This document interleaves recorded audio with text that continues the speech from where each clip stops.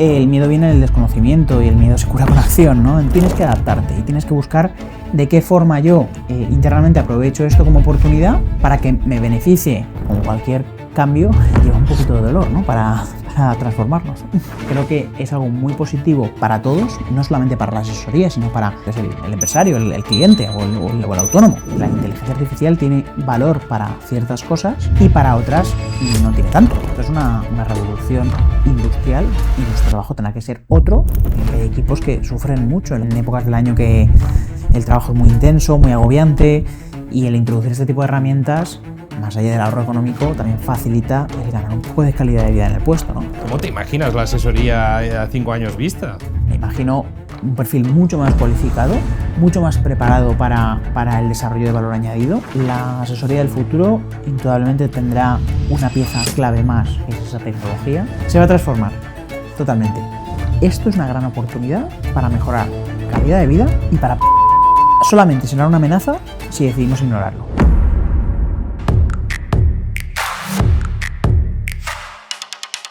Hola, buenos días. Hoy estamos con Álvaro Martínez, CEO de Advisorsy. Y nada, primero cuéntanos, ¿quién es Álvaro? ¿Qué estás haciendo? Cuéntanos. Buenos días, muchas gracias por invitarme, Roger. Y bueno, pues Álvaro es un emprendedor que lleva, no sé si un largo o corto camino, porque cuanto más lo recorres, más te das cuenta que tienes todavía mucho que aprender, ¿no? Pero bueno, Álvaro Martínez a día de hoy es CEO de Advisorsy, que es una compañía especializada en la automatización de procesos para asesorías. Entonces llevo vinculado al mundo de la asesoría unos 8 años. Anteriormente con la empresa anterior, que es Método Consolida, que es una consultora especializada en ayudar a la asesoría a mejorar la organización y los procedimientos, y ahora ya enfocados en concreto en Advisorsy, que desde hace pues casi un par de años se dedica únicamente a lo que es la automatización. Pues dices 8 años, pero 8 años es casi toda tu vida laboral, ¿no? Bueno, tuve otra empresa anteriormente, otros 7 años anteriores. Vale. Que bueno, pues fue donde realmente inicié, ¿no? el camino emprendedor, y donde he recorrido varias etapas, ¿no? La primera etapa yo la calificaría como de autoempleo, ¿no? De descubrir que, bueno, pues que te puedes prestar servicios y aportar un valor y te pagan por ello, ¿no? Y rápidamente aprender lo duro que es vender horas, ¿no? que es una materia prima muy limitada. Y eso me llevó a reconvertir luego el primer emprendimiento, que era un autoempleo, a un proyecto, ¿no? más empresarial. Aún así también era una empresa que se dedicaba a consultoría tecnológica, ¿no? Entonces, ¿qué ocurre? Que al final no vendía mis horas, pero vendía las horas de otros, y al final, pues, digamos que esa etapa fue la de cambiar el modelo de servicios, de pasar de un autoempleo a servicios, ¿no? Y los servicios luego continúan con Método, ¿no? Método sigue funcionando. Y ahora estamos en una etapa de producto, ¿no? Que es un emprendimiento de producto, que es un mundo totalmente diferente, ¿no? Y donde el negocio es diferente, ¿no? Entonces sí, pues son 16 años emprendiendo aproximadamente. ¿Y el salto de la parte de servicio a producto? O sea, ¿cuál es el aha moment que dices, oye, quiero cambiar? Pues surge como un pain, ¿no? Dentro del día a día de Método, ¿no? Cuando tú entrabas en un proyecto en Método, como cuando entran los consultores ahora en Método, tú realizas un camino con esa asesoría y le ayudas a implementar una serie de herramientas y a sistematizar lo que es la asesoría, ¿no? Para que funcione menos como un autoempleo y más como un sistema empresarial que sea un poco más escalable, ¿no? Siempre, evidentemente, dentro de los términos de escalabilidad que no son tecnológicos, ¿no? Entonces, ¿qué ocurre? Que cuando tú ya habías hecho todo ese recorrido, te dabas cuenta que si bien habías optimizado muchos procedimientos y ayudado a las personas a funcionar con mejor productividad o con mejor eficacia, hay un punto en el que el proceso que hay que hacer es el proceso que hay que hacer, ¿no? Y si tienes que dar 7 clics en ciertas teclas, pues tienes que darlos, y no los puedes optimizar más, ¿no?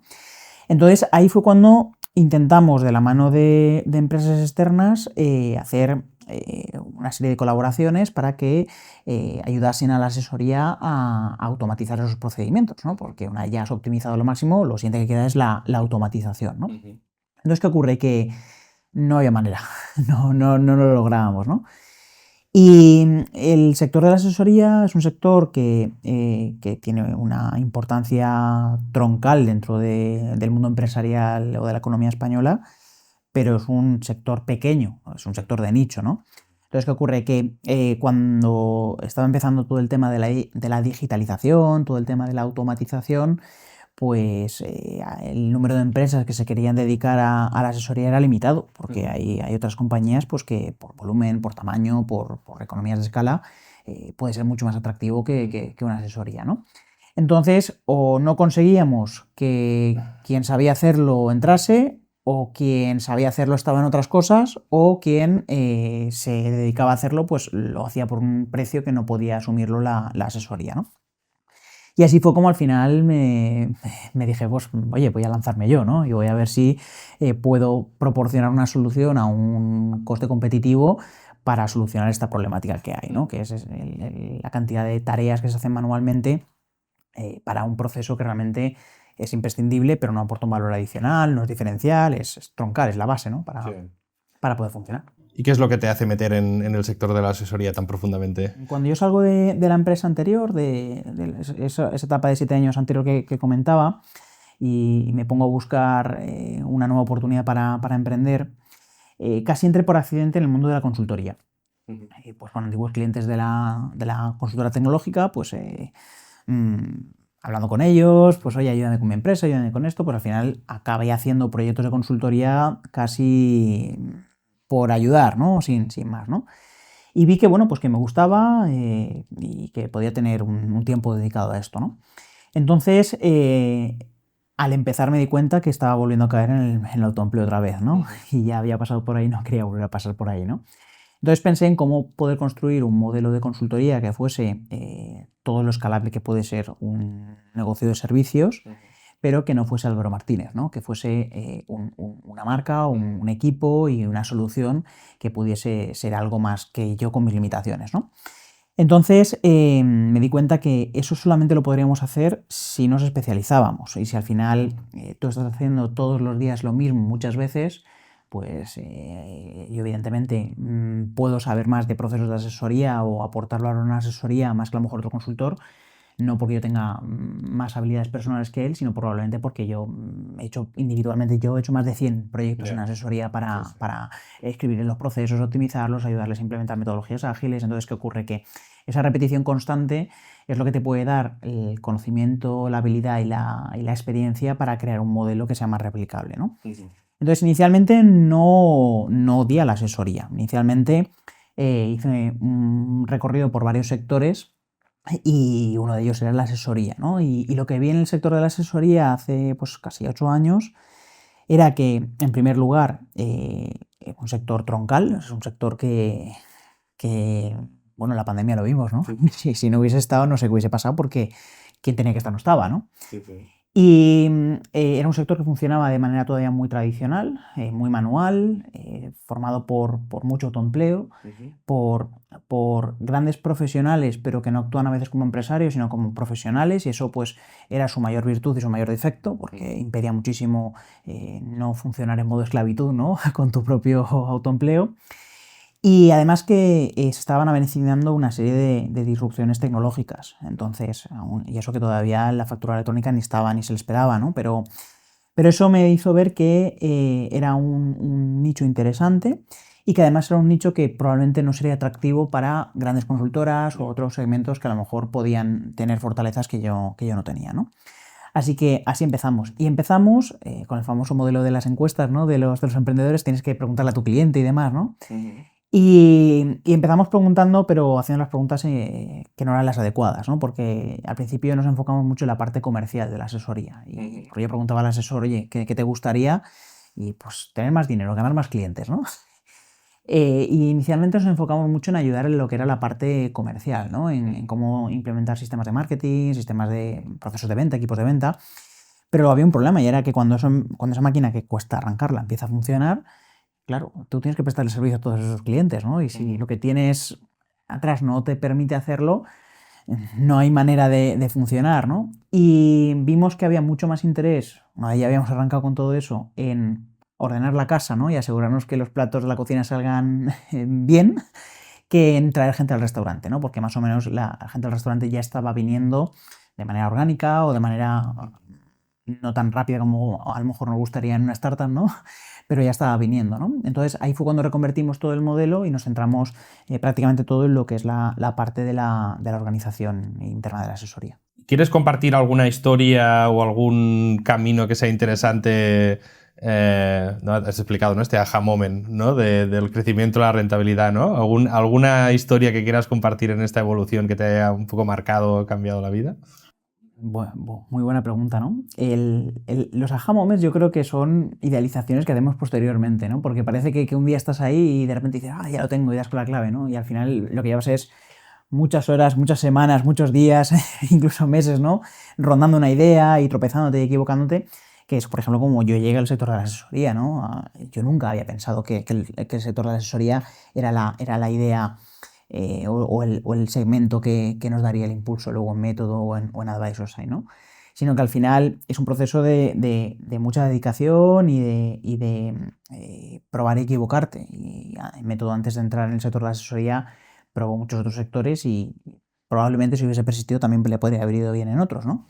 Pero ese momento de descubrimiento que ahora lo piensas como, ajá, este es el sector clave, yo creo que es una idealización, ¿no? que nunca llega a suceder, ¿no?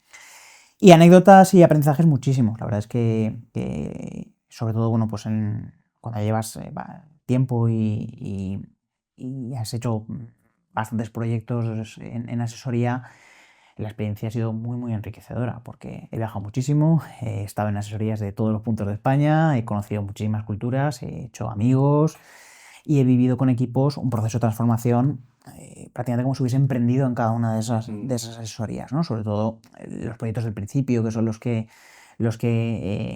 estás 24/7 y todavía no tienes el modelo de todo afinado y tienes que dedicarle todo el tiempo del mundo para garantizarte que funcione, ¿no? Entonces, para mí las anécdotas son todas esas experiencias, ¿no? que hemos vivido de llegar a un sector con unas ideas completamente nuevas, en el que dices, oye, habéis trabajado 30 años así, pero yo propongo ahora trabajar así, ¿no? Y tienes el que te mira como diciendo, otro que viene a venderme la moto, el que te mira diciendo, tú a mí no me vas a cambiar, y el que te mira diciendo, eres mi salvación, ¿no? A ver si me ayudas a salir un poco de esta, ¿no? Pero todos esos aprendizajes, la verdad es que han sido experiencias que a mí personalmente me han enriquecido muchísimo, he hecho muchísimos contactos, muy buenos amigos y bueno, y he trabajado muchísimo también, que eso también, también ha hecho posible, ¿no? Llegar a encontrar esas respuestas. Y ahora, pues se viene un momento. Sí, yo creo que hace 8 años es cuando para mí la administración pública empezó a hacer cambios muy, muy significativos, ¿no? Yo creo que más o menos coincide, ¿no? Cuando, pues ahora se viene el gordo, que es la factura electrónica, ¿no? que se avisaba. Solo para introducir este punto, ¿no? Tú que tienes mucho contacto también a diario con asesorías, ¿no? Si tuvieras que definir la sensación y la temperatura de la asesoría ante este reto, ¿cómo lo definirías? Pues creo que hay dos grandes bloques, ¿no? Uno es el de la oportunidad, que lo ve como por fin tenemos algo que ha venido a darnos una base diferente sobre la que construir una forma diferente de hacer negocio de asesoría. Y luego el del miedo, ¿no? El del ostras, pánico total, algo desconocido, ¿no? Al final, el asesor que lleve menos tiempo en el mercado no ha conocido otra cosa, pero el asesor que sí que lleva 15, 20, 25, 30 años, el ritmo de cambio de los últimos 5, 8 años, más 5 incluso que 8, es bestial, porque se ha cambiado más en los últimos 5 que probablemente los anteriores 30. Y la introducción de cambios ha sido tanto a nivel regulatorio como a nivel tecnológico. Han producido una serie de agitaciones dentro del sector que algunos están cansados, ¿no? De decir, ostras, es que ahora esto también, ¿no? Y ahora esto también, ¿no? Al final hay que cambiar la dinámica y entender, eso quizá pues en una startup, pues, en Kipu lo llamaréis lunes, ¿no? Pero en el sector de la asesoría, que quizá está habituado a otros ritmos de trabajo, a otros paradigmas, pues estos últimos 5 años para algunos han sido muy agotadores, ¿no? Y esos son sobre todo los que lo ven con un poco de miedo, ¿no? Al final, el miedo viene del desconocimiento y el miedo se cura con acción, ¿no? Entonces, el mejor enfoque para este perfil no es más que entrar de lleno y ver que no es tanto como parece ni va a suponer el fin, ¿no? Que va a haber que adaptarse y transformarse, por supuesto, pero no es el fin, ¿no? ¿Y tú crees que el impacto va a ser más duro dentro de la asesoría o en la relación cliente-asesoría con este cambio? A ver, desde mi experiencia y lo que yo he visto con el día a día de las operaciones de internas de la asesoría, el cambio tiene dos vertientes. Uno, que es evidentemente a nivel de procesos internos, ¿no? Si nosotros hemos producido nuestro producto o nuestra materia prima, ha entrado de una manera determinada en nuestra línea de producción, ¿no? Utilizando la metáfora industrial, y ahora va a cambiar, pues hay que adaptar esos procesos, porque si no, no me van a servir, ¿no? El esquema de trabajo básico de una asesoría durante muchísimos años y gran parte de ellas todavía no es el asesoramiento, es la gestión. Es el hacer las nóminas, es el hacer la contabilidad, es el presentar los impuestos. ¿Y qué ocurre? Que al final esto tienes que mirarlo en un contexto un poco más macro, ¿no? Al final la tendencia del crecimiento de los estados sobre el PIB es cada vez mayor y eso requiere de una burocracia gigantesca para alimentar ese estado, ¿no? Entonces, esa tendencia no va a ir a menos, va a ir a más y esa burocracia tiene que mantenerse, ¿no? Pero eso al asesor, que le genera muchísimo trabajo, es un trabajo que se ve internamente, pero no lo ve su cliente, que es el empresario. Tú como empresario, que te puedes dedicar a la fontanería, que te puedes dedicar a tener un restaurante, que te puedes dedicar a cualquier sector, tú no te imaginas la cantidad de trabajo que tiene una asesoría detrás. Y no te imaginas las veces que, hablando mal, te salva el culo el asesor sin que tú te enteres ni siquiera, ¿no? Porque hagas las cosas bien, porque hagas las cosas a tiempo, ¿no? ¿Qué ocurre? Que ahí se está desalineando esa situación. Entonces, que tú cada vez tienes más trabajo y cada vez la maquinaria estatal requiere de más procedimientos y tú eso no se lo puedes cobrar a tu cliente. Entonces, ¿qué ocurre? Que ahí es donde se produce lo que en economía se llama la competencia perfecta, ¿no? O mercados perfectamente competitivos, que al final no nos diferenciamos prácticamente, porque estamos todo el día todos en la gestión y de culo, ¿no? De plazo en plazo y no llego y tal, pero tu cliente no lo ve. Pero es que lo que no ve tu cliente tampoco lo ve con otra asesoría y al final parece que todos hacemos lo mismo, que es nada, ¿no? Estamos aquí cobrando la cuota y no hacemos nada, ¿no? Entonces, evidentemente tú tienes que adaptarte y tienes que buscar de qué forma yo internamente aprovecho esto como oportunidad para que me beneficie tanto a la hora de ganar eficiencia, que eso al final es margen, como luego a la hora de poder ofrecer cosas diferentes que me permitan poder asesorar al cliente o darle algo diferente por lo que de verdad esté dispuesto a pagar, ¿no? Ese es el enfoque principal a nivel de lo que pueda estar pasando en este proceso de transformación, que insisto, no es tecnológica, es una transformación también de negocio.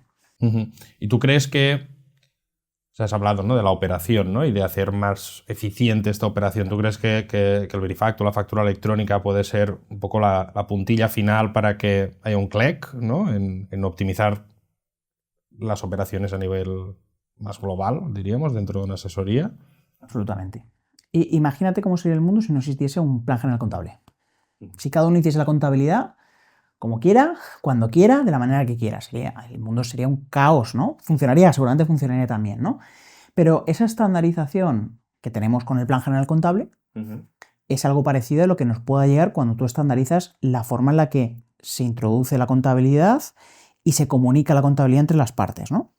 Entonces, ¿eso qué ocurre? Que toda esa capa de introducción y procesado de información, realmente si lo piensas, no era una capa que aportase valor al mundo, ¿no? Era un coste, el trajín de documentos aquí, para allá la factura por email, la paso por el OCR, todo ese tipo de cosas, había que hacerlas para llegar a esa base. Pero si logramos eliminar toda esa capa y dar una capa efectiva para llegar al mismo punto sin tener todo ese trabajo, la productividad se dispara, ¿no? Tú tienes un equipo cuya especialidad principal es hacer eso.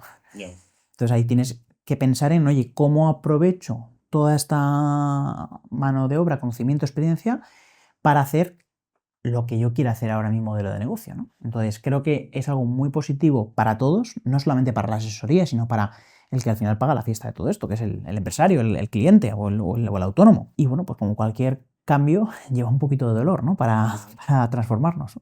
¿Y tú crees que hoy en día ya están aprovechando esta oportunidad para crecer, para diferenciarse, o aún es un poco temprano? Bueno, las cosas de Palacio van despacio, ¿no? Y sobre todo pues apoyado en empresas tecnológicas como Kipu, ¿no? Se ha dado mucha información, se ha dado mucha formación y se les está ayudando muchísimo, cosa bueno, pues que gracias a ello el asesor va a poder hacer esa transformación con menos dolor, ¿no? Pero bueno, tienes los pioneros, ¿no? La famosa curva de la innovación, ¿no? Los pioneros que han ido de lleno y casi el primer día lo tenían, pero la mayor parte está en proceso de confiarse y apurar, ¿no? Como siempre. El día a día no les deja quizá adaptarse con la velocidad que podría ser recomendable. Y un poco tú crees o sea, ¿qué errores estás viendo, ¿no? Tú, sobre este tema? ¿Es el poco sentido de urgencia o percibes otros issues? Quizá por mi sesgo consultor y mi sesgo emprendedor, yo el error no lo veo a nivel técnico, o sea, no me refiero a que sea un reto técnico para el asesor. Desde mi punto de vista, insisto, por ese sesgo quizá de emprendedor consultor, hay que pensar un poco más, como decía, a nivel un poco macro, ¿no? Aunque sea de tu negocio. Como decía antes, si va a implantarse un cambio en el que todo esto que antes hacíamos ya no va a ser necesario y que además estoy en una situación de competencia perfecta por la cual no me diferencio suficiente con los otros asesores, ostras, cuando esto de repente haga así y esté implantado, ¿qué va a pasar? ¿Qué voy a hacer? ¿Voy a reaccionar cuando me quede sin clientes? ¿No va a afectarme nada a los clientes? ¿Voy a bajar precios? ¿Voy a subir precios? Entonces, creo que el trabajo más importante del asesor está en pensar como empresario y analizar esa situación y decir, vale, pues mira, yo ahora todo este trabajo va a transformarse de esta manera, pues voy a utilizar esta herramienta o esta solución o esta otra, todo eso me va a ayudar a tener libre toda esta mano de obra, todo este tiempo, una mano de obra formada, que lleva muchos años con nosotros, que conoce el negocio de la asesoría. ¿Qué voy a hacer, no? Porque eso lo repercuto en precio, o el cliente se me va a ir al otro que lo va a repercutir en precio, o me voy a un modelo de valor añadido. Entonces, en un modelo de valor añadido tengo que aportar ese valor añadido, porque el valor añadido, como digo, no es la gestión. Entonces, ahí hay un proceso de formación, de redefinir tus propios procedimientos o métodos de trabajo para saber cómo, oye, antes hacíamos los pasteles de esta manera, pero ahora ya esta manera no va a valer. Entonces, ¿cómo lo vamos a hacer ahora? Entonces, ese yo creo que es el error, si se le puede llamar error, o la falta de acción que creo que se puede estar cometiendo más, ¿no? No tener esa visión empresarial de decir, oye, esta oportunidad / amenaza, que lo quiero ver como amenaza, ¿cómo lo voy a aprovechar, ¿no? Y eso, dentro de mi negocio, ¿cómo revierte en cada una de las piezas clave de la empresa? Ante este ejercicio de revisión del modelo de negocio, ¿qué tipo de outputs podríamos encontrar? Porque al final está muy bien decir, vale, todo es al valor añadido. Bueno, ya, pero tiene que haber espacio, ¿no? Entonces, o sea, vamos a decir, a 2 años vista, ¿no? ¿Cómo revisarías este modelo de negocio, ¿no? Como asesoría. Pues yo aquí, por simplificarlo el esquema, hay 2 grandes estrategias de negocio, ¿no? La de rotación y la de valor añadido. Rotación, mucho volumen, poco margen, muchísima eficacia y eficiencia en procedimiento y con eso saco el margen, ¿no? Puede ser, por ejemplo, el modelo de un supermercado, ¿no? Tengo que vender muchísimo para ganar muy poco y todo ese muchísimo volumen es lo que me permite tener luego una ganancia mayor o menor, ¿no? O el modelo de valor añadido, una consultora, ¿no? Es decir, te vendo muy cara la hora porque gracias a esa hora cara que te estoy vendiendo, tú puedes hacer cosas que te van a revertir mucho mayor impacto, pero tengo un volumen mucho más pequeño de clientes y un volumen más pequeño de negocio, ¿no? El qué modelo elegir va a requerir especialización. La pyme, o sea, la asesoría dirigida a pyme y autónomos lo va a tener muy complicado hacer esa transformación. ¿Por qué? Porque el mundo es muy amplio y cuando hablamos de pymes autónomos, metemos ahí a Juan Gómez, que es fontanero en un pueblecito, y metemos a Gómez y Asociados, que es una empresa de fontanería de 500 fontaneros en Barcelona, ¿no? No viven en el mismo mundo, porque las preocupaciones, inquietudes, motivaciones, deseos, miedos que pueda tener este de aquí son diferentes al de este de aquí. Entonces, cuando tú creas una propuesta que le tiene que valer a todo el mundo, pues va a ser ducharse en una bañera, que te puedes duchar, pero tienes que levantar el pie, te puedes tropezar, te puedes resbalar, entonces tiene otros riesgos, ¿no? Entonces, la especialización es mucho más fácil para definir ese modelo, porque cuando tú piensas en a quién me voy a dirigir, vas a saber si eso tiene sentido que sea un modelo de rotación o de valor añadido, porque al fontanero que ponía antes del ejemplo, que es él con su maleta de herramientas y que se gana la vida en un modelo de autoempleo y es el fontanero del pueblo, su definición de valor añadido va a ser otra. No va a necesitar un forecast a 36 meses, probablemente. Ahora bien, el que tiene la empresa de 500 fontaneros, sí. Entonces, esa especialización te tiene que ayudar a entender si por lo que tú quieres hacer, a dónde quieres llegar y los objetivos que tienes, que también habrá que dimensionar si hay suficiente cantidad de unos y de otros para lo que tú quieres lograr y tiene sentido dentro de ese modelo o plan de empresa, que encaja mejor. Ahora bien, si intentas vender valor añadido al pequeño y ese valor añadido para él no es valor añadido, pues le vas a decir, oye, son 500 euros al mes porque te voy a hacer un forecast, te voy a hacer tal. Y decir, es que yo no quiero eso. Yo lo que quiero es, dime dónde puedo ver lo que tengo en el banco, si lo tengo conciliado, si lo tengo bien y poco más, ¿no? Y si haces lo contrario con el otro, oye, no, te voy a dar una aplicación en la que va a ser tus facturas. Es decir, si es que yo tengo un director financiero. Yeah. Entonces, ese es el enfoque principal que yo recomendaría.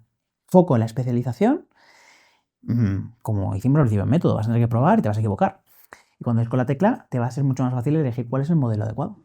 Y sobre el Verifacto y la factura electrónica, ¿dónde ves espacio para innovar? ¿Y dónde ves y qué recomendaciones darías, ¿no?, para la puesta en marcha para con sus clientes? Vale. Aquí, indudablemente, necesitas un socio tecnológico. Es decir, toda asesoría tiene su RP principal, ¿no? Entonces tienen que elegir quién va a ser el socio tecnológico que le vaya a acompañar. Ese socio tecnológico que le vaya a acompañar le va a ayudar en la parte tecnológica. Le va a quitar todo ese trabajo de tener que comerse la parte tecnológica, ¿no? Pero ese socio tecnológico le va a ayudar a encontrarlo cuando tenga claro ese modelo, ¿no?, que viene por la clave que comentabas de la innovación. Al final, volviendo al ejemplo de la especialización, si yo me voy a dirigir a perfiles como Juan, que es una persona que está todo el día de casa en casa con su maleta de fontanería prestando servicios, probablemente le interese una solución que sea muy fácil, que se pueda llevar en el móvil, que pueda emitir la factura en el momento, que pueda... ¿Qué le preocupa a ese Juan? Pues le preocupa A, B, C, D y E, ¿no?, que es esas 4 cosas. Vale, pues voy a buscar un partner tecnológico que me pueda ayudar a hacer esto. No necesita un Ferrari, porque ni lo quiere ni a lo mejor lo puede pagar, ¿no? Y sería una tontería comprárselo para él, ¿no? Entonces no busques Ferraris, busca esto, que tienes este Toyota Prius, que es perfecto, ¡pam!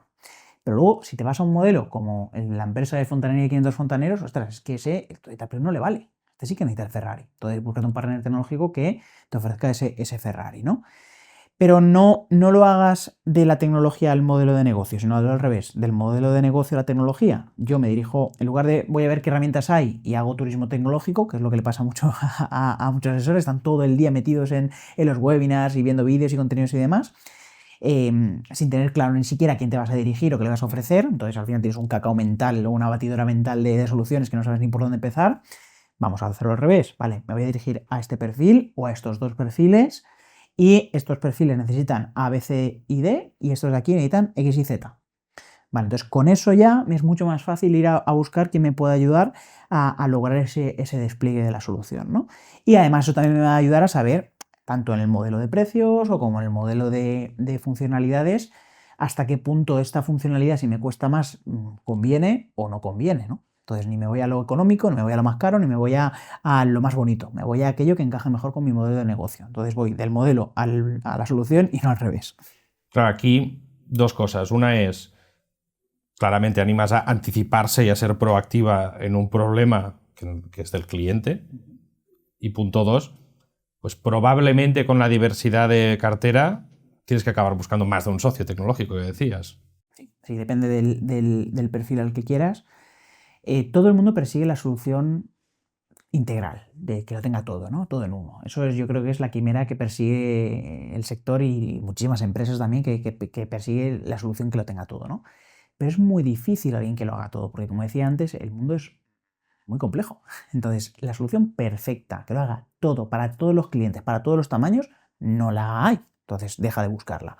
Enfócate en buscar lo que encaje con ese modelo, en modelo producto mínimo viable. O sea, ¿qué necesito imprescindible y qué me va a dar ese factor de diferenciación, ¿no? Entonces, en función de eso, puedo ver cuál es la gama de soluciones o la gama de herramientas o los socios o socio que me puede ayudar a encontrar esa solución, ¿no? El esquema básico ahí, porque has comentado antes que es un problema del cliente, pero al final el cliente nos paga por ayudarle a solucionar ese problema, ¿no? Por lo tanto, por eso hay que verlo como una oportunidad. Entonces, el que lo enfoque como, ostras, me tengo que poner a hacer esto, que es algo que tenía que hacer el cliente, bien, pero esto es una oportunidad porque tú al final estás vendiendo esa solución, eres el asesor. Entonces, el esquema, como digo, de modelo de negocio-solución y luego, en función de los perfiles a los que te vayas a dirigir, no buscando la solución que lo tenga todo en uno, quiénes son los socios o socios que me puedan ayudar a poner esta solución en producción, en el mercado, ¿no? Y Verifactu, que tendrá un impacto más en la operación, ¿no? Sobre todo. ¿Qué peso ves que el Verifactu impacte en operación versus valor añadido? Bien, va a afectar, como digo, mucho dependiendo de la complejidad de la empresa, ¿no? Claro, en autónomos, pequeñita empresa y demás, que probablemente lo que le esté haciendo la asesoría será pura gestión, toda esa gestión te la puedes ahorrar. Entonces, ¿qué le vas a ofrecer a esta persona dentro de su rango de valor añadido para que siga queriendo estar contigo? Y no diga, oye, pues si esto ya al final es lo que me hacían, me lo hago yo solo y me busco la vida, ¿no? Entonces, eso es lo que tienes que tener en cuenta, porque toda esa capa de gestión se va a reducir muchísimo. ¿Cómo yo voy a aprovechar esta oportunidad para que siga estando conmigo, ¿no? En la capa quizá de cliente un poco más grande, pues también esa capa va a desaparecer, pero tú vas a tener un espacio mayor para poder generar ese mayor impacto. Probablemente ya estás gestionando un impacto algo mayor a nivel de, sobre todo pues en materia de relaciones laborales o quizá incluso a nivel de impuesto de estructura societaria o a nivel mercantil, pero piensa en ese espacio que se te va a generar, qué puedes hacer para poder diferenciarte del resto, porque si no, la otra estrategia es reduzco ese coste, reduzco el precio, accedo a más cuota de mercado y me llevaré el cliente de aquellos que no dan valor añadido y que tienen un precio considerablemente mayor porque también tienen un coste mayor, ¿no? ¿Crees que el asesor entonces va a ser un prescriptor de tecnología clave? Sí, totalmente. ¿Y cuán lejos crees que están para creerse ese papel y ese rol? Voy a poner otra metáfora que es la de la medicina, ¿vale? O sea, el médico tiene un gran conocimiento y aporta un valor clave durante el diagnóstico y el seguimiento del tratamiento, ¿no? Pero el médico necesita la medicina, necesita a una industria farmacéutica potente que invierta en innovación y que sea capaz de proporcionarle herramientas para lograr ese tratamiento. Si el médico adopta el enfoque de no, yo no creo en el mundo farmacéutico, tú directamente vas a hacer únicamente esto y te prescribo mi solución y demás. Pues bueno, pues puede que haya casos en los que sí que vaya bien y otros casos en los que no pueda dar resolución al paciente y el paciente lo va a perder. Entonces aquí el asesor es lo mismo, el asesor aporta un gran valor añadido en esa fase de diagnóstico y de seguimiento del tratamiento, pero luego necesita una herramienta o herramientas que le ayuden a que eso se materialice para el paciente, para el cliente final. Y ese es el enfoque que necesita adoptar el asesor para tener éxito en esta transformación. ¿Crees que es una realidad la inteligencia artificial en los despachos, en las asesorías, o aún queda? Bueno, diría que 70% es hype, es aire a día de hoy, y 30% es realidad. Sobre todo porque se ha abusado mucho del término inteligencia artificial, y todo es inteligencia artificial hoy en día, hasta Bombilla es inteligencia artificial, ¿no? Pero la realidad está en que hay muchas cosas que no son inteligencia artificial ni hace falta que lo sean. La inteligencia artificial tiene valor para ciertas cosas y para otras no tiene tanto. Entonces, ¿qué ocurre? Que si yo tiro una bomba atómica, mato a la mosca. Seguro. Ahora bien, igual hay formas más eficientes, quirúrgicas y rentables o más económicas que tirar la bomba atómica, ¿no? Pero sí que creo que hay mucho ruido, hay, de nuevo, gente que lo ve como la oportunidad del siglo y gente que lo ve como la amenaza del siglo. En el día a día de lo que yo veo, pues sí, todo el mundo utiliza el famoso, ¿no? El famoso chat, pero no quizá de manera tan práctica en el día a día a la hora de hacer sus gestiones o sus operaciones diarias, pero hay un camino muy largo todavía que recorrer y una transformación también troncal dentro de los procesos de la asesoría. Yo creo que vale la pena, ¿no?, separar a veces, y lo comentabas, ¿no?, inteligencia artificial de cierta automatización de procesos, ¿no? Para que lo entienda la audiencia, ¿cómo separarías o cómo pondrías en distintos cajones, ¿no? Pues mira, por un lado tenemos la inteligencia artificial, por otro lado ciertas automatizaciones. ¿Cómo lo definirías? ¿Cómo lo pondrías en cajones para separar un poco lo que es inteligencia artificial de lo que en el fondo no lo es? A ver, sin entrar a nivel muy técnico, al final, cuando yo quiero que una tarea que antes se hacía paso 1, 2, 3, 4 se automatice, no necesito una herramienta de inteligencia artificial, ¿no? Necesito software, evidentemente, o una aplicación que, aunque ahora todas pongamos que de ahí a y tal, no es IA pura y dura, sino que es programación de toda la vida, se le puede llamar, ¿no? Entonces, para ese tipo de procesos repetitivos, los que no interviene lógica ninguna más allá de conmutadores, ¿no? De si voy por aquí izquierda, si voy por allá derecha, si esto es así A y si es así B, todo eso no hace falta que sea inteligencia artificial como tal, ¿no? ¿Dónde sí que interviene la inteligencia artificial? O a nivel general dentro de todo un proceso o en pequeñas ventanitas de ese proceso, cuando yo quiero hacer algún tipo de generación de contenido, quiero comunicarme con la herramienta en un lenguaje natural, o quiero que, dándole una serie de inputs desordenados y desestructurados, sea capaz de interpretar lo que va a hacer y darme una respuesta estructurada, ¿no? Ahí sí que necesitaría esa inteligencia artificial. Por poner ejemplos prácticos de un proceso del día a día de la asesoría, ¿no? Para bajarme los FIEs de Seguridad Social, interpretar el contenido del FIE y grabar la baja en cada una de las fichas de los trabajadores, no necesito inteligencia artificial. Pues una estructura predefinida y completa, ¿no? Para leer una notificación, saber cuál es el contenido de la notificación y los pasos necesarios para gestionarla, dar el inicio de las instrucciones para recopilar esa información y luego, una vez ha venido, estructurarla, ordenarla y devolverla en un formato consentido, eso sí que requiere de inteligencia artificial, ¿no? Como digo, son como módulos, ¿no? Como bloques. Esa sería la diferencia clave, ¿no? ¿Qué ocurre? Que la inteligencia artificial, por irnos a un enfoque empresarial, requiere de una capacidad de cálculo, o sea, de un coste de generación o de utilización que es mucho mayor que el que tienen los procesadores o los ordenadores o la tecnología que no utiliza esa inteligencia artificial, ¿no? Entonces, ¿qué ocurre? Que si yo, cuando siga avanzando la inteligencia artificial, incluso sea capaz de ella misma, con instrucciones muy básicas, generarte automatizaciones un poco más potentes, con lenguajes como los de programación de toda la vida, pues a lo mejor sí, con inteligencia artificial puedes llegar a hacer ese tipo de cosas, ¿no? Pero claro, el coste de estar generando eso a cada momento va a ser mucho mayor que si combinas adecuadamente esos módulos para utilizar IA únicamente cuando sea necesario utilizar IA. Y el resto, pues, programación y punto, ¿no?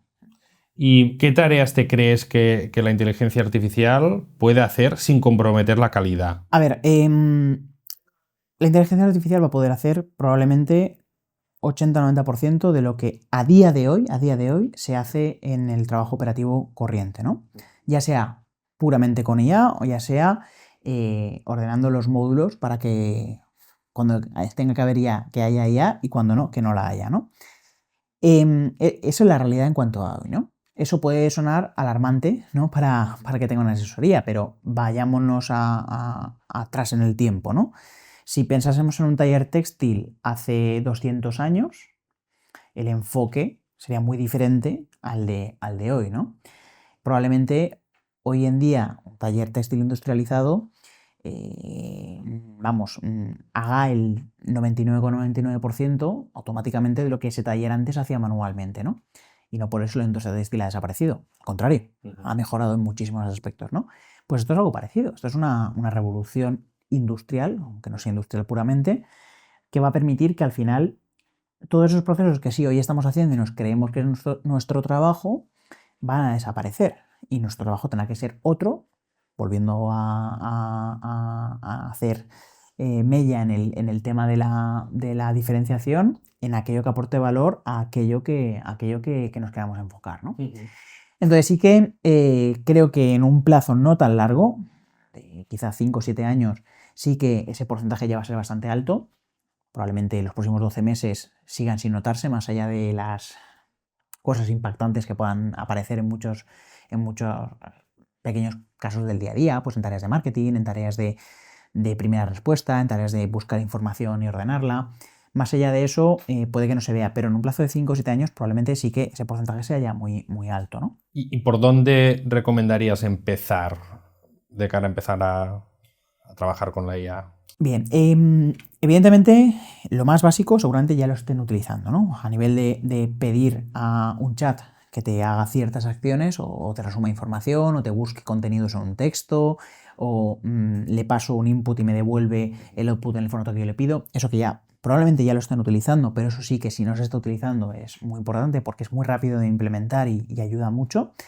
Creo que primero deberíamos enfocarnos en automatización pura, en lograr que lo que estamos haciendo manualmente ahora, procesos que lleven un porcentaje alto del tiempo de nuestro equipo, nos vaya a ahorrar tiempo, Verifactu, empezando por esa parte, implementando la factura electrónica y decidiendo el modelo que vamos a seguir una vez esté implantada esa factura electrónica, y luego pasando a procesos más troncales, ¿no? Como pues, los libros que viene ahora la campaña, ¿no? Las cuentas anuales que vendrá después, todo el tema de la gestión de las incapacidades temporales, todo ese tipo de procesos que consumen mucho tiempo del día a día, podría ser la siguiente etapa, ¿no? No buscar pasar de 100 a 0 de golpe, es decir, no buscar que donde tenía 100 horas ahora sean 0 absolutamente, pero sí un porcentaje. Es decir, que si antes teníamos 100, pues oye, hemos en pocos meses bajado a 80, luego a 60, luego a 30, luego a 20, ¿no? Y buscar esa progresión. Y con todo eso ya cumplido, que vamos a tener tiempo disponible de nuestro talento para poder enfocarnos en ello, ya pensar en procesos que sí que requieran una interacción mucho más avanzada, como pueda ser el ejemplo que ponía antes, la gestión de los requerimientos a un nivel más profundo, ¿no? En los que al final la mayor parte, por ejemplo, de los requerimientos que vienen son comprobaciones en los que hay que saber qué es lo que me están pidiendo, comprobar que lo que yo tengo y he enviado y voy a enviar cuadra con lo que hay aquí o identificar los errores para ver cómo enfocarlo. Y todo ese trabajo es un trabajo muy tedioso, muy pesado, que hay que buscarlo en varias fuentes, pero que también es susceptible de o automatizar o semi-automatizar con IA o sin IA, pero son procesos más complejos de utilizar, ¿no? Y esos procesos muchas veces van a requerir cierto entrenamiento, porque efectivamente la IA al principio no te va a acertar. Entonces, ¿qué ocurre? Que ese proceso de entrenamiento pues, va a llevar un poco de tiempo y va a llevar una dedicación de recursos a la que a corto plazo quizá le damos un poco menos de retorno que a todos esos anteriores, porque todos los anteriores va a ser más fácil de automatizar, ¿no? En la operación hay muchos cuellos de botella, ¿no? Ya sea con IA o simplemente con tecnología que existe ya o con ciertas automatizaciones. A la hora de empezar, ¿no? ¿Cuáles percibes que el sector ya está bastante consolidado? ¿Cuáles serían los siguientes a solucionar? Y luego podríamos hablar de cuáles son los futuribles, ¿no? Pues aquí sí que haría una separación entre lo que es la parte contable fiscal y lo que es la parte laboral, ¿no? A nivel contable fiscal, la entrada e introducción del dato es el punto más doloroso que hay a la hora de la gestión, ¿no? La entrada, por dónde nos llega la información y cómo nos llega, el tener un canal estructurado y estandarizado, sea un portal de cliente, sea una bandeja de correo electrónico automatizada. Ese punto es un punto de dolor clave a solventar, ¿no? Luego el procesado de esa información, los famosos OCRs para cuando no está todavía lo de la factura electrónica.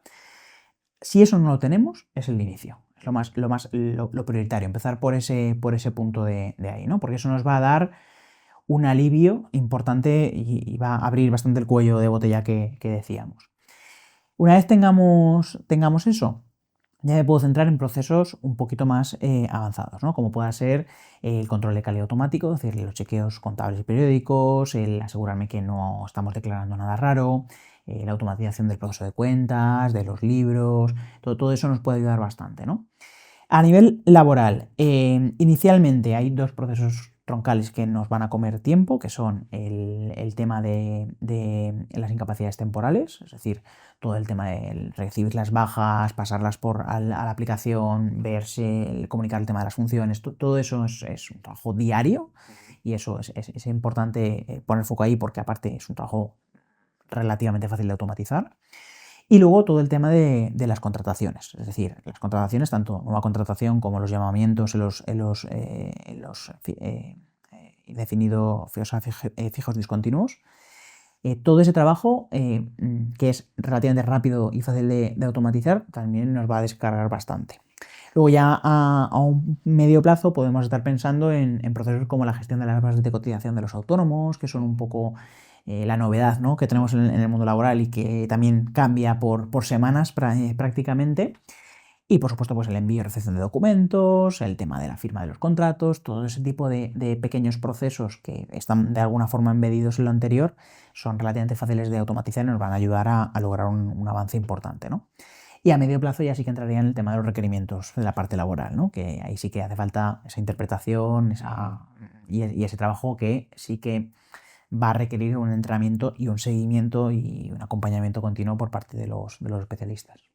Y ante una consulta de un cliente, un primer nivel, vamos a decir, de servicio, ¿animas a incorporar tecnología? ¿Cómo lo ves? Absolutamente. Has dicho algo muy importante que no es habitual en las asesorías, ¿no?, que es estructurar la atención al cliente por niveles, ¿no? Esto quizá en el mundo tecnológico, por el tema del soporte, sí que lo tenemos mucho más definido, ¿no? En una asesoría el teléfono no para de sonar y el correo electrónico no para de recibir entradas, ¿no?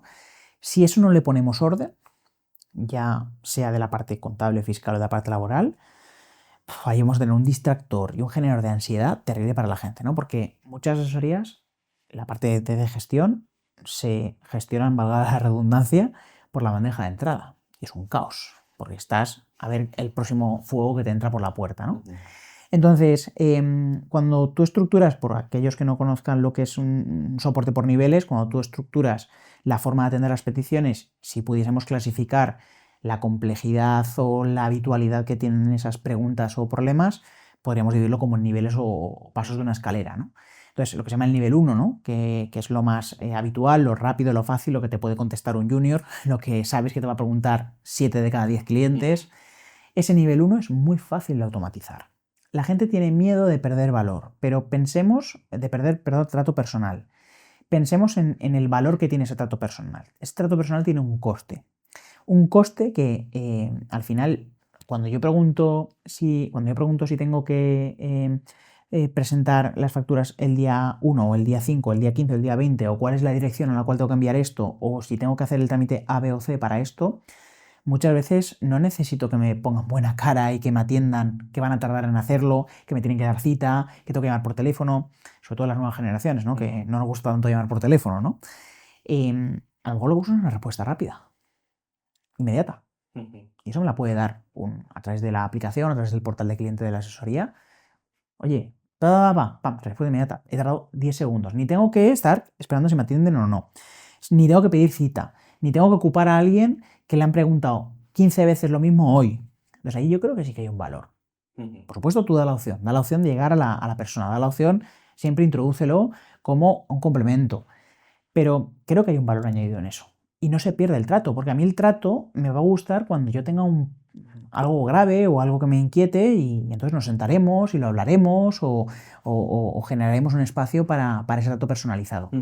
Pero en ese nivel 1, que son preguntas habituales, repetitivas, siempre la misma, ahí hay mucho valor y es muy fácil de automatizar también eso.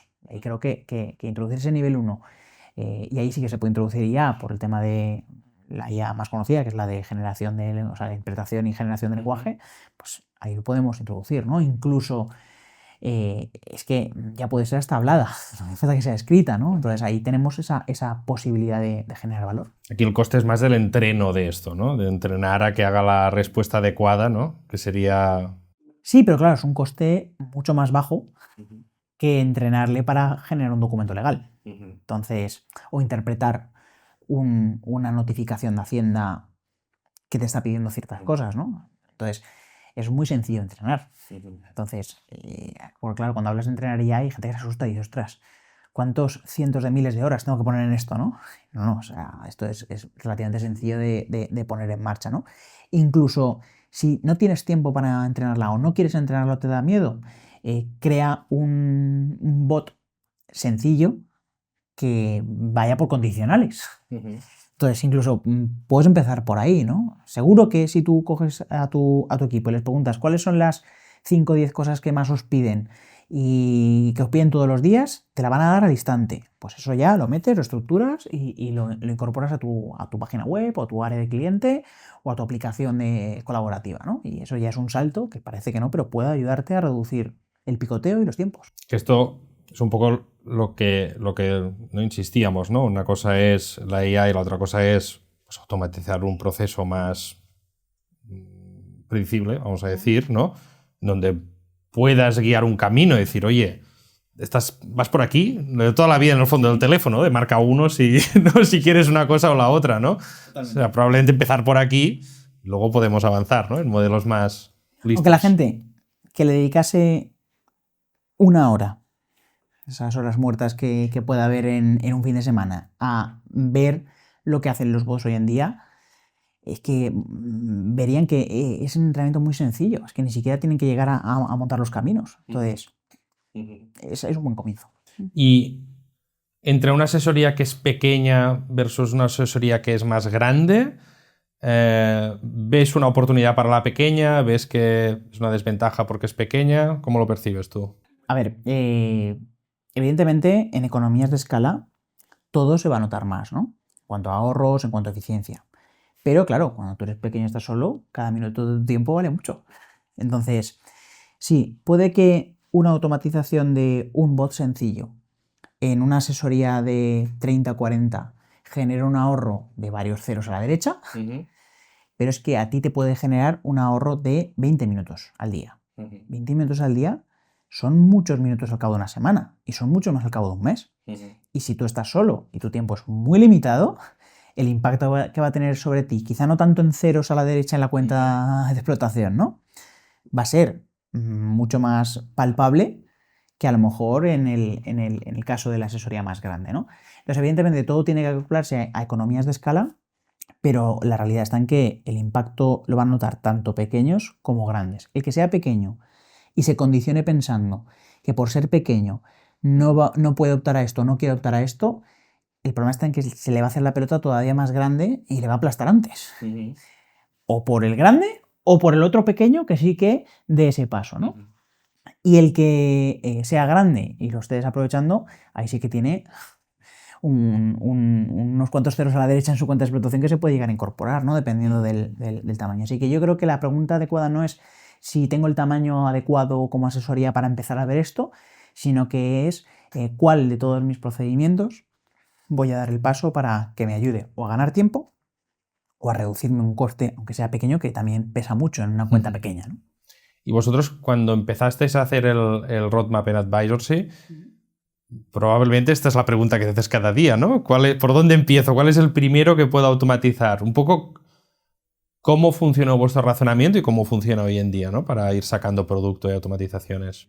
Pues ahí, bueno, contábamos con la ventaja de haber hecho muchas horas de procesos en método Consolida, entonces ya teníamos una información previa de dónde están los costes, ¿no?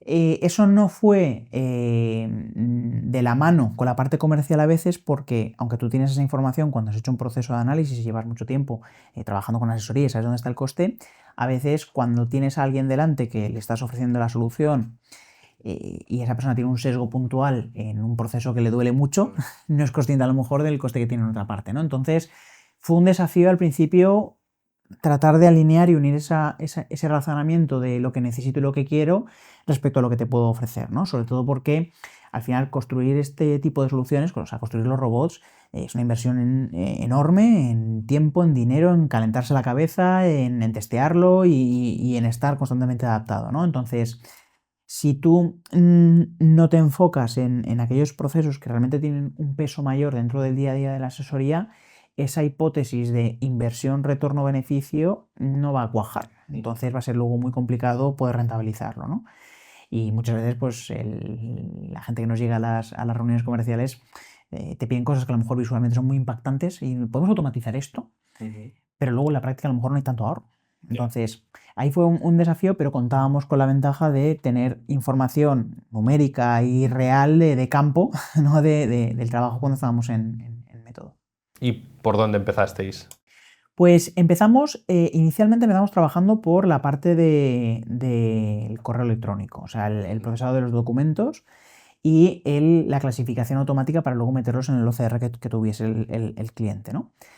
Pero ahí tuvimos que tomar una decisión empresarial y es que ya hay mucha gente que sois muy buenos haciendo eso, ¿no? Y no tenía para nosotros sentido llegar nosotros nuevos a meternos en ese berenjenal. Entonces, ese proceso lo acabamos abandonando y nos enfocamos en las incapacidades temporales. Es decir, ahora mismo nosotros estamos haciendo cerca de 100.000 incapacidades temporales al año. Es decir, cada vez que alguien va al médico, ¿no? y el médico le graba la baja, pues eso, otra cosa que no se imagina el cliente final que tiene que hacer el asesor, ¿no? Que eso entre luego por la seguridad social y hay que meterlo para las nóminas y demás, ¿no?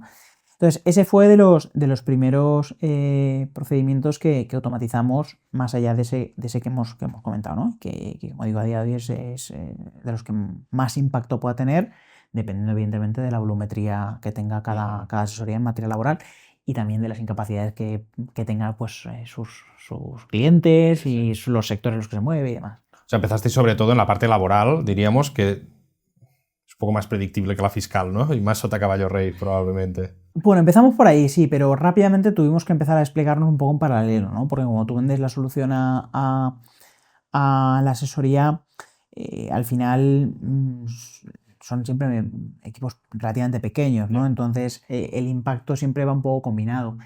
Y luego pues hay asesorías que tienen más fortaleza en la parte fiscal y otras que tienen más fortaleza en la parte laboral, ¿no? Entonces si queríamos tener una penetración suficiente en el mercado de la asesoría, pues teníamos que ir un poco de la mano en el modelo de plataforma, ¿no? Y el modelo de plataforma es, oye, voy combinando todos los procesos que ofrecemos para que haya un ahorro integral que ayude a liberar ese tiempo para otras cosas, ¿no? ¿Y qué peso crees que tienen los equipos de la asesoría ante estos cambios?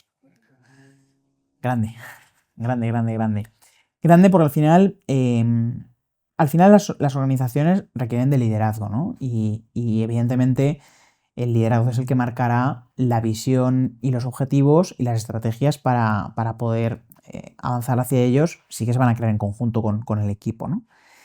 ¿Qué ocurre? Que al final el empleado de la asesoría, el técnico de la asesoría es el que está en el día a día, es el que mejor conoce el proceso y el detalle. Entonces tú tienes que proporcionar una solución que le aporte valor a él, a nivel funcional, a nivel que sea fácil de utilizar, que sea entendible. Y eso no te va a garantizar que quieran utilizarlo, porque ahí entran en juego los miedos de si me quedo sin trabajo y qué voy a hacer yo y no me lo creo, no me gusta, o tengo que salir de mi zona de confort y aprender otra herramienta que no quiero, por muy sencilla que sea.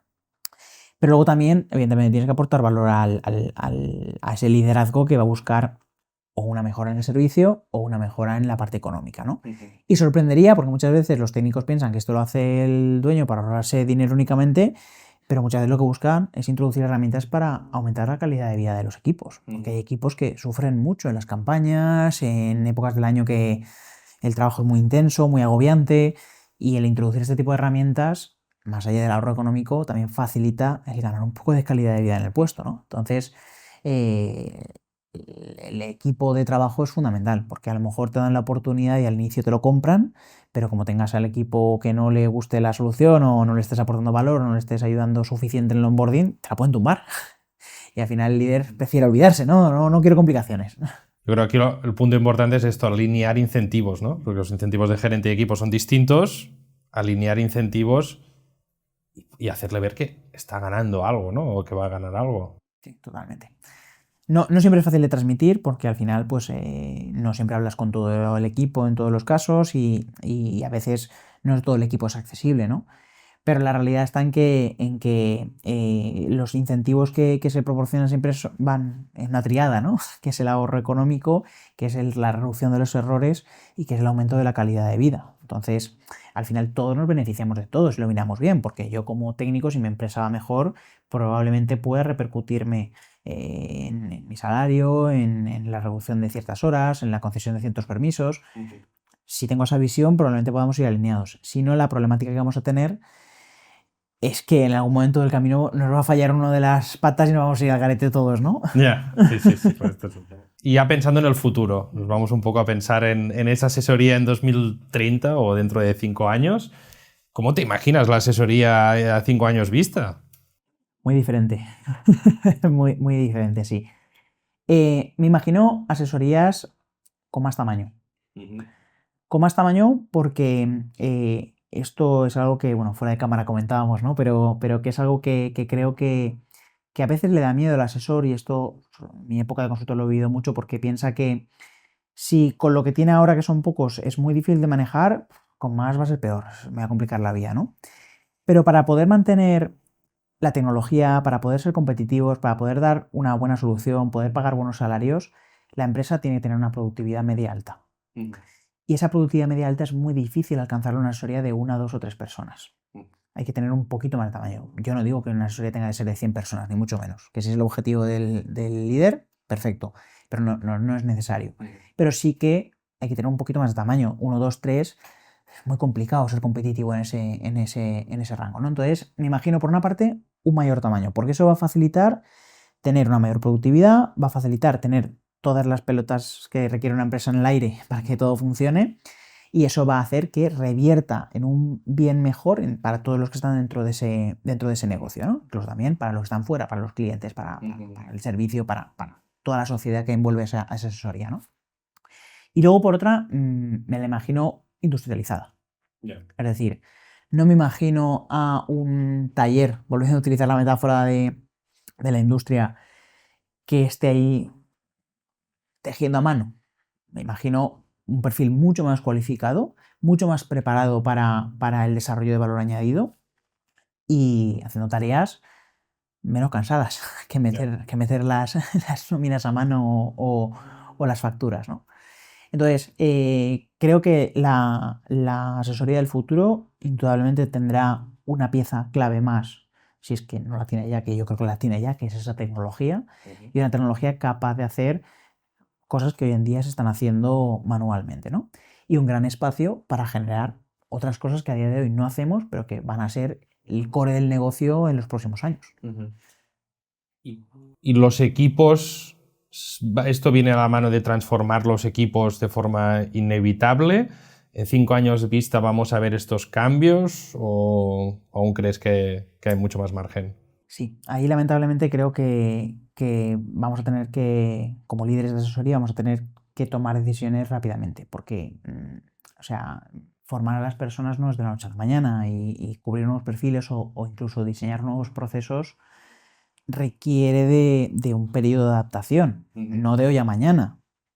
Queda 5, 7, incluso 10 años por delante para poder hacerlo. Pero si me espero 9 años y medio para hacerlo, entonces va a ser un poco tarde, ¿no? Y sí que creo que hay que pensar que los perfiles que hoy tenemos, no hablo con nombre y apellido, sino los roles que se están desempeñando en este momento, probablemente no nos encajen para los próximos 5 o 7 años. Sí que encajarán los nombres y apellidos, porque tenemos, o sea, las fortalezas, si analizamos internamente la asesoría que podamos tener, tienen que ver con gente formada, que conoce el negocio de la asesoría, que conoce cómo funciona la administración y que además está alineada a la cultura de la organización. Es mucho más fácil ahora formarlos en las nuevas habilidades o procesos que vayamos a diseñar, que hacer el proceso de buscar a alguien de fuera para meterle todos los ítems anteriores que comentábamos, ¿no? Pero sí que es algo que urge en la lista de to-dos. Después del Verifactu tenemos que empezar a pensar, oye, ¿cómo ese talento que tengo en un roadmap a 5, 7, 10 años, cómo lo voy a ir alineando hacia los nuevos procesos, ¿no? Cambio gradual, poco a poco y demás, pero poco a poco si empezamos hoy. Porque si no empezamos hoy, tendrá que ser un cambio de la noche a la mañana, y ahí efectivamente lo que me encontraré es que no me encaja el equipo que tengo. Entonces, ¿el asesor contable va a desaparecer o no va a desaparecer entonces? Se va a transformar, totalmente. Conforme está hoy, va a desaparecer, sí. Conforme la figura del asesor contable no va a desaparecer, como digo, se va a transformar. Entonces sí que va a haber una evolución, y una evolución positiva, que va a venir bien, tanto al propio asesor contable como al propio propietario de la asesoría, ¿no? ¿Y nos creemos que los márgenes van a mejorar en el sector a 5 años vista con todo esto? Per se no. Desde mi punto de vista, per se no. Porque si lo que nos falla es el modelo de negocio, la tecnología no la va a cambiar. ¿Por qué? Porque sí, en un primer momento incorporo la tecnología y rápidamente me van a mejorar los márgenes. Pero ¿qué va a pasar? Que el de al lado que ha hecho lo mismo que yo necesita captar clientes también como yo. Entonces, ¿qué ocurre? Que si la diferenciación es nula, la única variable que le va a quedar para jugar va a ser el precio. Yeah. Y el precio va a hacer que yo también tenga que bajar el precio. Entramos en guerra de precios, la guerra de precios destruye los beneficios. Y sin beneficios, ni reinversión, ni innovación, ni talento, ni tecnología, ni personas, ni nada de nada, ¿no? Entonces, si mi única innovación es poner la herramienta que han puesto todos los demás, durante un tiempo lo voy a notar, a corto plazo, va a haber una mejora en mi cuenta de explotación, pero a medio y largo plazo volveré a estar como estoy ahora. Por eso, como digo, creo que los márgenes van a mejorar si vamos en pack de tecnología y modelo de negocio, personas, clientes, o sea, todo el paquete de los componentes de la empresa. Entonces, ¿crees que aparecerán nuevos servicios a 5 años vista, más allá de los más obvios? Tienen que aparecer. Tienen que aparecer porque si no, no hay margen para poder mejorar. Si yo quiero hacer algo diferente, para diferenciarme, tengo que pensar en cosas diferentes. Entonces, necesito innovar e introducir, ya no digo un nuevo servicio radicalmente, ya no digo que de hecho creo que es contraproducente pensar que el que está haciendo asesoría se ponga a vender lechugas, porque es otro negocio. Pero sí que el enfoque o las funcionalidades o características de lo que estemos ofreciendo, hay que innovar en ellas. Pues la única forma de poder diferenciarnos. O sea, ¿qué servicios crees que sí o sí van a desaparecer a 5 años vistas y cuáles, por dónde apunta que van a aparecer esos nuevos? Bien, aquellos modelos basados únicamente en la gestión, es decir, que lo único que te hago es llevarte la contabilidad, sin nada más, va a ponerse complicado. Porque me tengo que ir a un modelo de mucha rotación.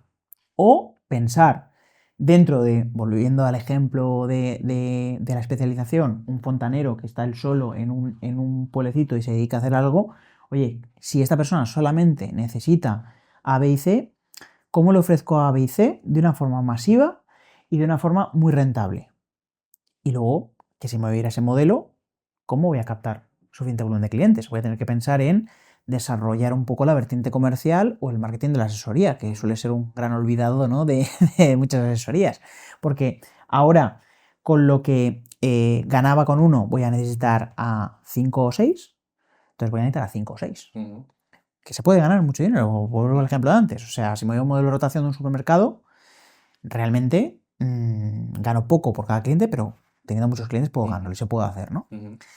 En el otro segmento, muchas veces pensamos como asesores que sí que prestamos un valor añadido o un asesoramiento porque cuando nos llaman respondemos, está muy bien, pero si somos autocríticos y analizamos cuánto de ese valor lo damos de manera sistemática y consistente, lo que pasa es que me voy a dar cuenta que probablemente tendré 3, 4, 5 clientes, o los más grandes o los más intensivos, que sí que les estoy encima de ellos y soy prácticamente socio suyo en la gestión, y luego una gran parte que no. Entonces, ¿qué ocurre? Que si yo quiero dar un valor añadido real, que el cliente el día de mañana cuando otra asesoría le toca la puerta, diga no, yo estoy con mi asesor, o doy un valor añadido sistemático y consistente, entonces tengo que tenerlo bien definido, estructurado, procedimentado y medido, o se me va a ir, se me va a escapar, y entonces me va a desaparecer el servicio clásico de asesoramiento para, hablemos de pymes, de 1 a 5 empleados. No son pymes que no son un autónomo ya, pero todavía son prácticamente un autónomo. Sí. Entonces, creo que en esos pequeñitos tenemos que pensar, y pensar en eso para todos los autónomos de España es complicado, por eso hay que irse a una especialización, porque si me meto en su día a día y pienso como él, voy a darme cuenta de qué es lo que necesita, y no lo hago sobre una definición teórica de lo que me suena a mí que puede ser. Y en el otro caso, lo mismo, que de verdad, ¿qué necesita esta persona? Yo creo que apuntas una cosa, ¿no? Yo creo que, a ver cómo lo ves, la mayoría de tecnologías orientadas a la asesoría partían de sin incorporar al cliente, sino solo en entender el problema del asesor. ¿Crees que la clave está en que esas tecnologías que incorporemos se centren en el cliente sin perder de vista al asesor?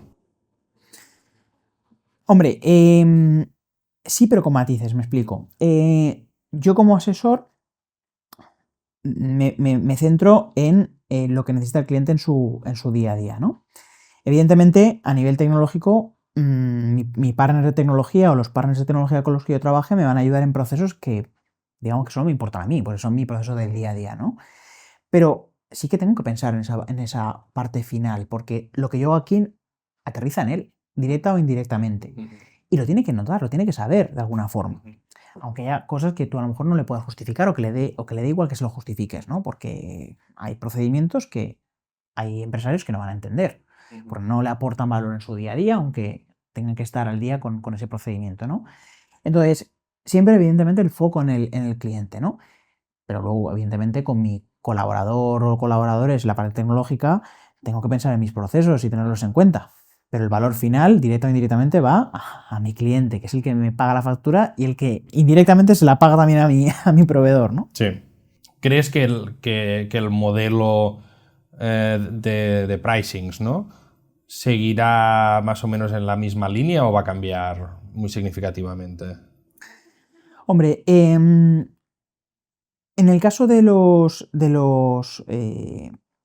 modelos en los cuales yo quiera tener una estrategia de embudo, ¿no? Por la cual me entren clientes con lo básico y luego les pueda ir haciendo upselling, ¿no? Les pueda ir vendiendo más soluciones y más paquetes. Ese modelo de tener varios planes puede funcionar muy bien. Es decir, si yo al final sé que me es mucho más fácil que me conozcan, sobre todo en ciertos nichos que pueda haber algunas barreras de entradas importantes por el precio, dando algo básico y luego buscando el upselling, ese modelo puede cambiar mucho, ¿no? A día de hoy creo que se practica poco la estrategia de pricing entre la cartera de clientes. Estamos habituados a, bueno, autónomo, sociedad y quizá a lo mejor las comunidades de bienes de su momento, ¿no? O aquellos que eran una especie de MIS que podían tener una tarifa diferente y poco más, pero no pensamos en términos de funcionalidad. En términos de funcionalidad me refiero a qué va a valorar el cliente, ¿no?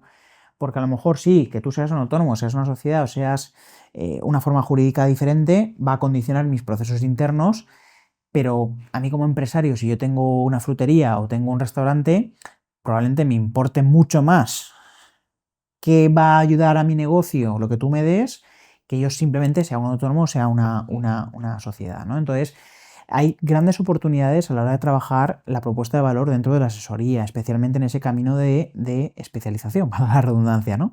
Porque creo que si yo pienso en mí, sí que pongo el precio diciendo esto es un autónomo y claro, como el autónomo tiene estos trámites, lleva esto, y esto es una sociedad y como la sociedad tiene estos trámites, lleva esto otro, y si tienes una nómina son tanto y si tienes 5 son tanto, que no digo que no sean evidentemente piezas clave de la propuesta de valor, pero a lo mejor tengo que pensar en qué puedo yo ofrecer o qué puedo incluir que te interesa a ti de verdad y en función de eso te pongo 3 precios. Yeah.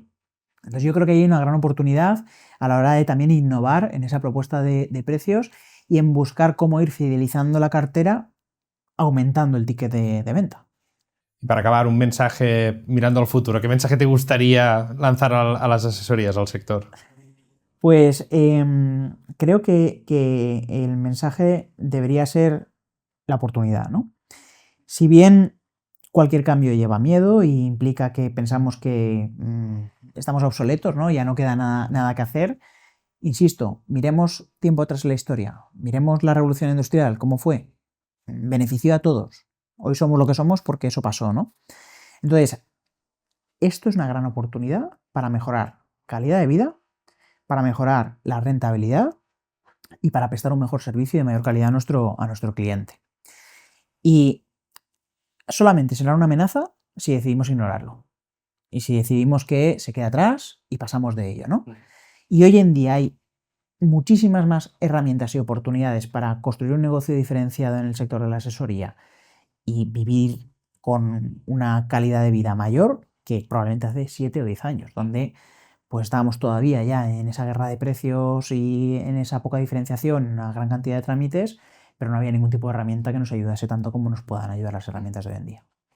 Oye, Álvaro, un lujo tenerte aquí. Creo que hemos hecho una radiografía chulísima del sector, así que joder, muchas gracias por Gracias a vosotros por haberme invitado y lo mismo, ha sido un placer charlar con vosotros. Pues nada, hasta la próxima. Hasta la próxima.